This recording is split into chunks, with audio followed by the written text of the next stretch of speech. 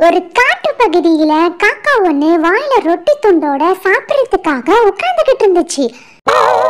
காக்காவோட வாயில ரொட்டி இருக்குன்னு தெரிஞ்சுக்கிட்டு அந்த வழியா போன நரி ஒண்ணு எப்படியாவது காக்காவை ஏமாத்தி ரொட்டியை சாப்பிடணும் அப்படின்ட்டு கொஞ்சம் கொஞ்சமா பேச்சு கொடுக்க ஆரம்பிச்சது. காக்கா காக்கா, நீ ரொம்ப அழகா இருக்கிற, உன்னோட குரல் எனக்கு ரொம்ப பிடிக்கும், நீ ஏதாவது பாட்டு பாடே அப்படின்னு கேட்ட உடனே காக்கா தன்னை மறந்து காக்கான்னு கத்த ஆரம்பிச்ச உடனே வாயில இருந்த ரொட்டி கீழே விழுந்துருச்சு. உடனே நரி சொன்னிச்சு, காக்கா காக்கா, நீ ஏமாந்து போயிட்ட, நான் உங்ககிட்ட ரொட்டி துண்டை வாங்கறதுக்காக தான் இப்படி போய் சொன்னனே அப்படின்னு சொன்னிச்சு.